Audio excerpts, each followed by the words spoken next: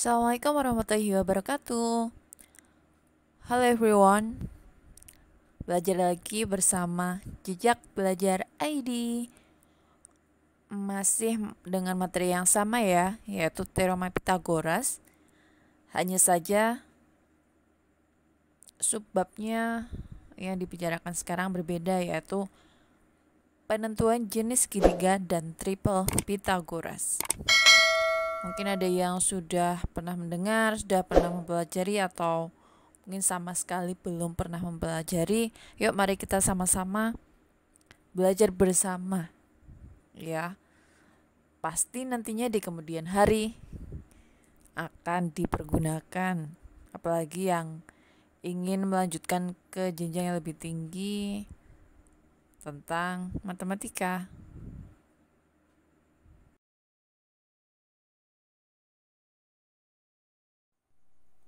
Yang pertama kita akan belajar menentukan jenis segitiga. Ya. Di sini diketahui ada segitiga ABC dengan panjang ketiga sisinya yaitu A, B, dan C. Ketika di SD, penentuan jenis segitiga itu kan bisa berdasarkan dari besar sudutnya ataupun panjang sisinya gitu ya. Nah, ketika membahas tentang teorema Pitagoras, maka menentukan jenis segitiga itu ya dengan menerapkan teorema Pitagoras tersebut. Ya, untuk penamaan sisi, ini kan di sini diketahui panjang sisinya A, B, C. Di sini panjang sisi A, ya, panjang sisi A itu yang berhadapan dengan sudut A. Kemudian panjang sisi B yang berhadapan dengan sudut B. Panjang sisi C itu sisi yang berhadapan dengan sudut C. Maksudnya di depan sudut C.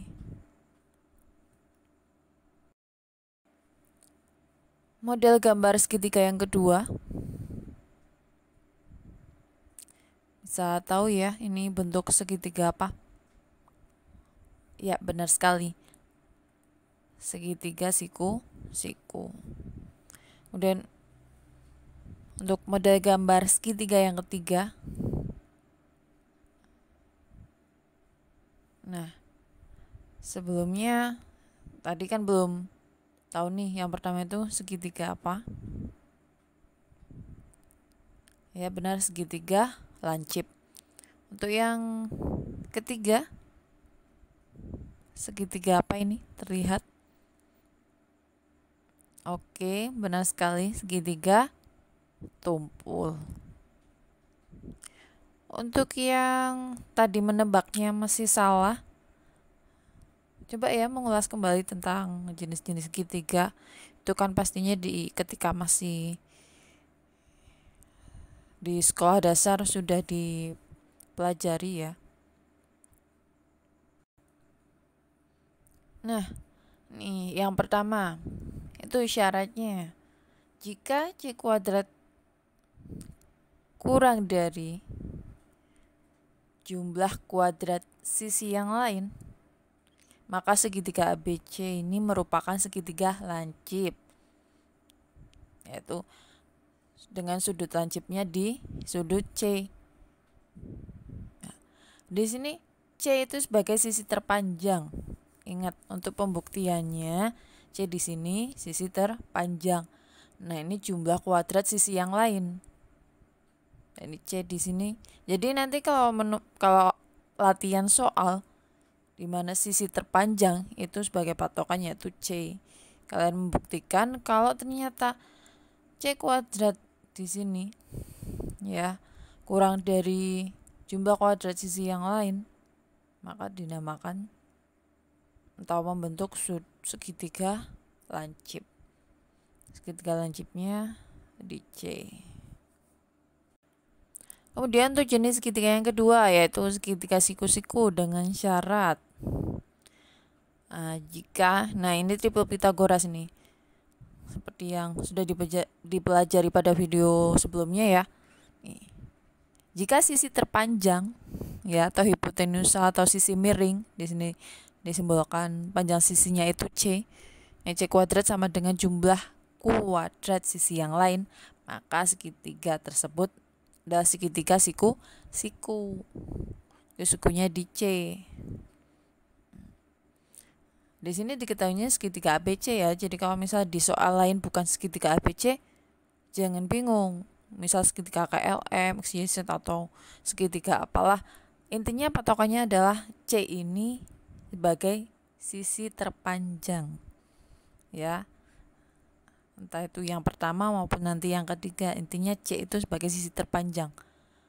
Nah, jumlah kuadrat sisi yang lain itu kalau hasilnya sama dengan sisi terpanjang, itu ada segitiga siku.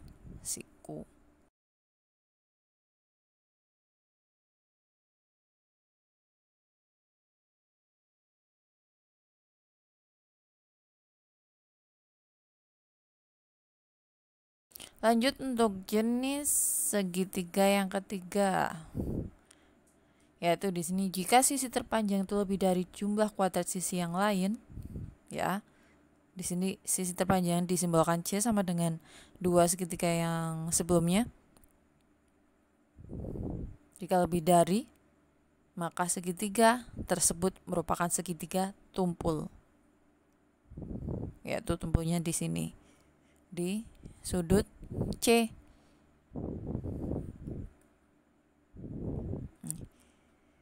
Apakah dengan melihat tayangan ini bisa sedikit ada gambaran? Ya, mungkin ada yang oh iya ternyata seperti ini, ada yang mungkin gimana sih ini. Nah, untuk lebih jelasnya mari kita coba latihan soal bersama-sama ya,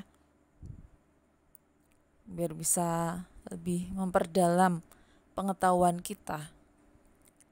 Nah, di sini ada latihan soal yang kita akan selesaikan bersama. Pokoknya kalau belajar matematika itu fokus. Boleh sambil nyemil tapi jangan ada selingan dongeng atau apalah. Kalau misal mungkin diiringi dengan musik bisa ya silahkan, tidak ada masalah karena cara belajar kita pastinya beda-beda ya. Di sini permasalahannya ya, manakah di antara kelompok 3 bilangan berikut yang membentuk segitiga lancip? Tadi sebelumnya sudah ada syaratnya ya, segitiga siku-siku itu yang bagaimana, segitiga lancip, dan membentuk segitiga tumpul itu yang bagaimana. Nih, beri tanda centang jika segitiga lancip, beri tanda silang jika bukan segitiga lancip. Nih, terdapat ada panjang sisi segitiga yang diketahui. Nah, di sini ya beberapa.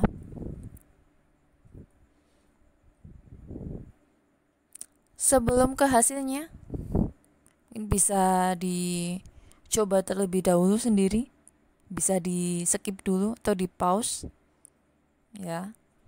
Kemudian nanti bisa melihat hasilnya seperti apa. Kalau misalnya ternyata semua jawabannya benar, selamat. Berarti teman-teman sudah bisa memahami materi sebelumnya tentang menentukan jenis segitiga. Ya, coba yang pertama dulu. Mari kita koreksi bersama ya. Di pause dulu kalau misal penasaran, ingin mencoba dulu atau mau langsung karena bingung. Ini untuk panjang sisi segitiga itu 12, 11, 5. Sisi terpanjangnya berapa? Ya betul, pastinya nggak bakal salah ya, yaitu 12. Kembali ke syarat yang tadi ya, sisi terpanjang kemudian dibandingkan dengan jumlah kuadrat kedua sisi yang lain ya. Sisi terpanjang yaitu 12 ya. Jadi di sini dibandingkan dengan jumlah kuadrat sisi yang lain. Coba hasilnya kurang dari, sama dengan, atau lebih dari. Ya, ternyata hasilnya yaitu kurang dari. Nah, kalau kurang dari, kalau sisi terpanjang kurang dari jumlah kuadrat sisi yang lain, apakah segitiga lancip?